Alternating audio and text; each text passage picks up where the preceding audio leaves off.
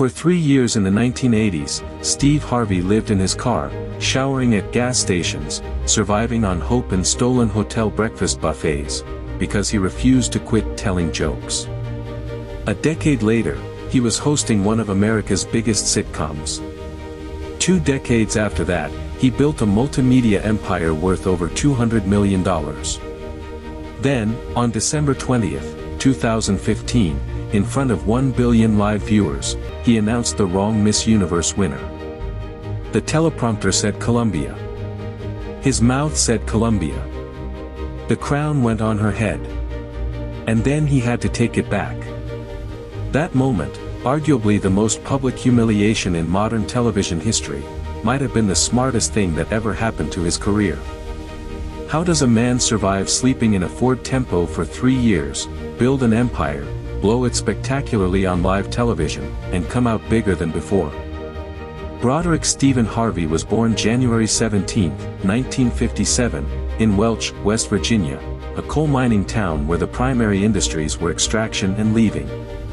His father, Jesse, was a coal miner who moved the family to Cleveland, Ohio, when Steve was young, chasing steadier work in the auto plants.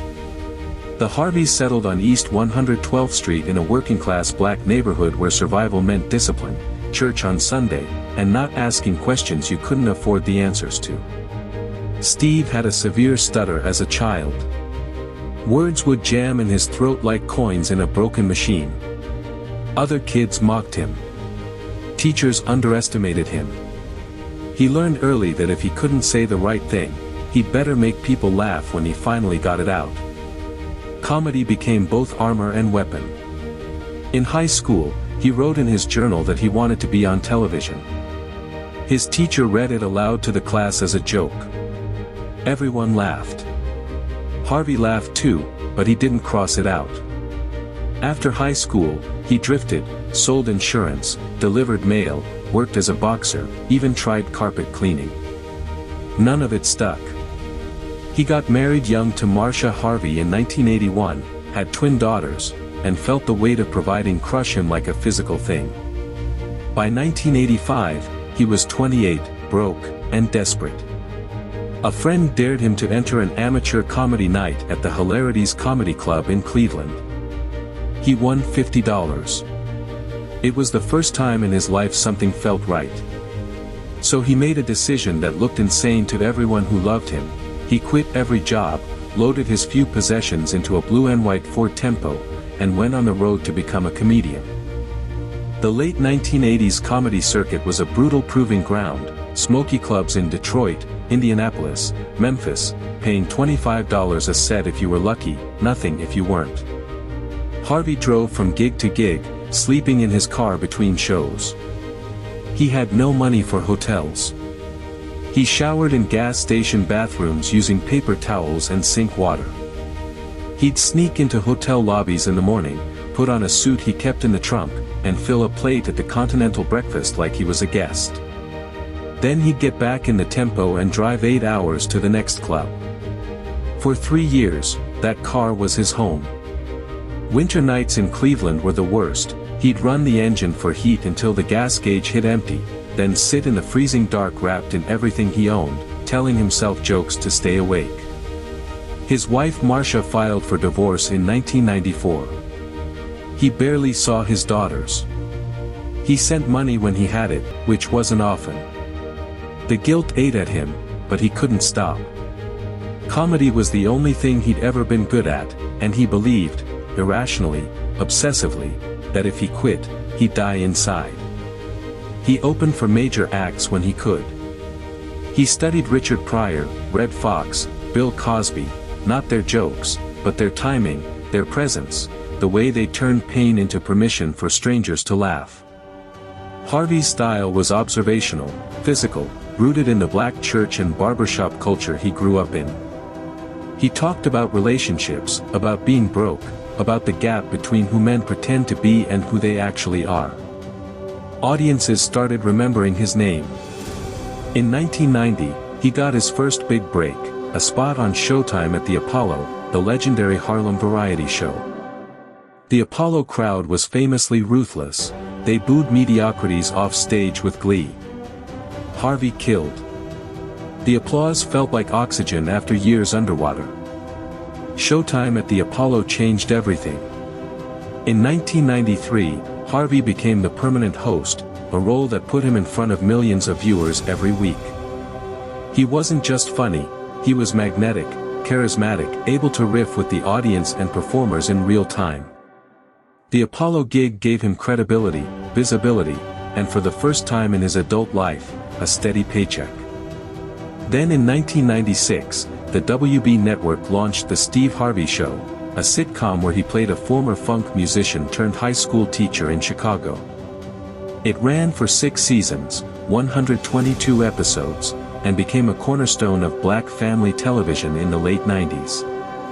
Harvey wasn't the lead in a white writer's room playing a stereotype, he had creative control, and the show reflected his actual humor, his community, his worldview. Suddenly, the man who'd slept in a car was a household name.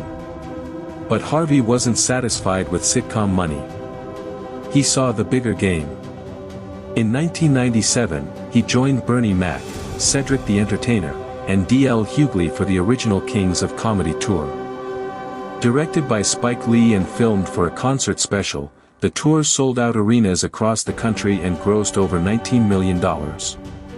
Harvey's closing bit, about the differences between how men and women think, became legendary. It wasn't just a comedy show, it was a cultural moment, proof that black comedians could fill stadiums without crossover compromise. In 2000, MTV gave him a talk show, The Steve Harvey Show, not the sitcom, a daytime program. It lasted 1 season, but Harvey learned something crucial: he was better talking to people than playing characters. He was a natural host. So when radio syndicators came calling in 2005, he said yes. The Steve Harvey Morning Show launched that year, a nationally syndicated radio program mixing comedy, music, relationship advice, and inspirational talk. Within 3 years, it reached 8 million listeners. Harvey had figured out the formula: be funny, be honest, don't condescend, and give people something they can use on Monday morning. By 2009, Steve Harvey wasn't just a comedian, he was a multimedia brand. The morning show was printing money. He'd published a book, Act Like a Lady, Think Like a Man, offering relationship advice from a masculine perspective. It was controversial, reductive in places, but it hit a nerve. The book spent 56 weeks on the New York Times bestseller list and sold over 3 million copies. In 2012, it was adapted into a feature film that grossed $96 million worldwide. Harvey got producer credits and back-end points. Then NBC called. They wanted him to host Family Feud, the game show that had been a daytime staple since the 70s but had grown stale. Harvey took over in 2010, and within 2 years, he'd transformed it. His reactions to contestants' absurd answers became viral internet clips: eyes bulging, mustache twitching, long silent stares into the camera like he was personally offended by humanity's stupidity. The show's ratings doubled. Advertisers loved him. By 2015, Family Feud was the most-watched syndicated program in America. Harvey also launched Steve Harvey, a daytime talk show produced by NBC Universal and IMG, airing weekdays at 2 p.m. He was doing the radio show every morning, taping Family Feud in Atlanta, filming the talk show in Chicago, writing books, touring as a stand-up, running a production company, and hosting corporate events for 6 figures a pop. His annual income exceeded $40 million. He wore 3-piece suits custom-made in Italy. He owned mansions in Atlanta and Los Angeles. He remarried in 2007 to Marjorie Bridges, a woman who brought stability and style to his chaotic empire. Together they built a lifestyle brand, Steve Harvey LLC, that sold everything from neckties to motivational courses. He preached a gospel of hard work, faith, and jumping off cliffs without a parachute. And then, in December 2015, he got the call that seemed like the apex: host the Miss Universe pageant live from Las Vegas. It was a global stage, a billion viewers, a prestige gig. Harvey said yes. He had no idea it would become the most infamous 60 seconds of his career. December 20, 2015. The Axis Theater at Planet Hollywood, Las Vegas. The Miss Universe pageant is down to the final two, Miss Colombia, Ariadna Gutierrez, and Miss Philippines, Pia Wurtzbach. Steve Harvey, in a burgundy tuxedo, holds the results card. The teleprompter says one thing. The card says another.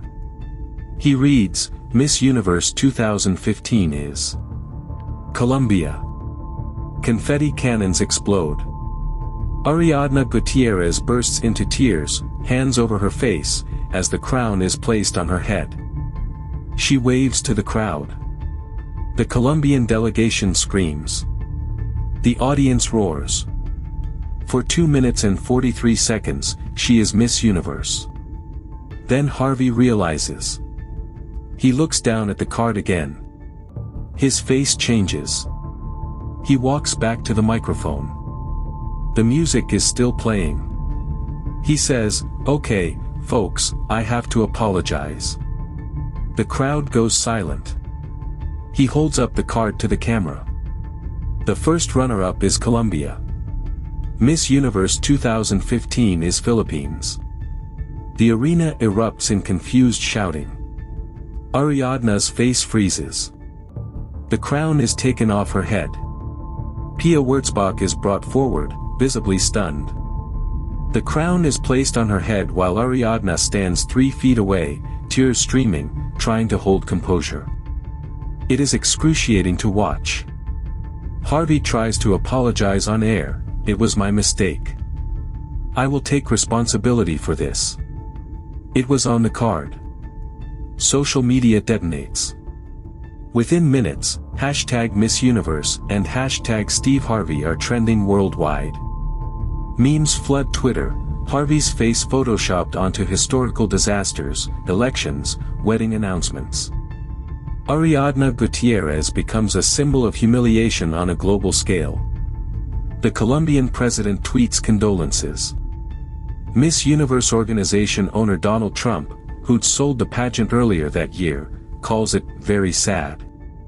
Harvey is crucified. Think pieces accuse him of racism, incompetence, disrespect. Some call for him to be fired from all his shows. Sponsors panic. His team goes into crisis mode. That night, Harvey tweets an apology, and misspells both Colombia and Philippines. The mockery intensifies. It looked like career suicide. A man who'd built his entire brand on control and charisma had fumbled the biggest moment on the biggest stage, and there was no taking it back. Most public figures would have hidden. Harvey did the opposite. The next morning, he went on his radio show and addressed it directly. No publicist script, no corporate non-apology. He said, "I messed up. I feel horrible.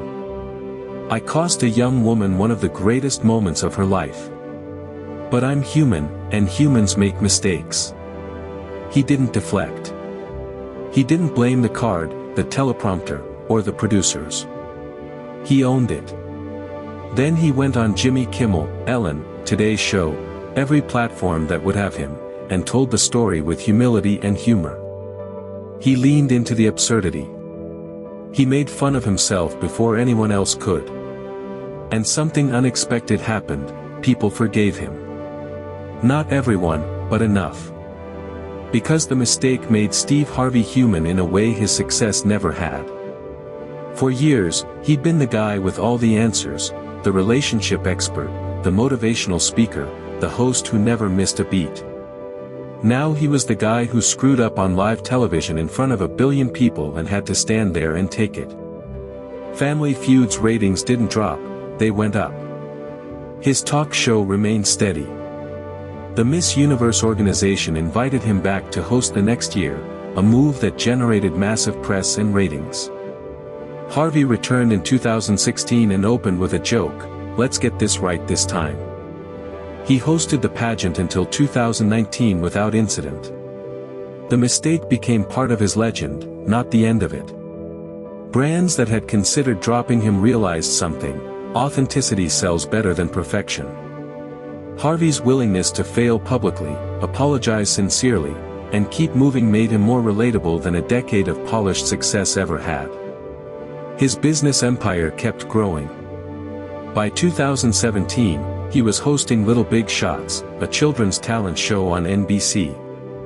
He launched Steve Harvey Global, a production and distribution company. He signed a development deal with IMG to create content across television, digital, and live events. In 2019, he debuted a courtroom show, Judge Steve Harvey, where he settled small claims disputes with common sense and humor. It became a hit. His estimated net worth crossed $200 million. He bought a $25 million mansion in Atlanta that once belonged to Tyler Perry. He became a fixture at megachurch events, corporate motivational speaking circuits, and philanthropic galas. He launched the Steve and Marjorie Harvey Foundation, funding mentorship programs for young men and women in underserved communities.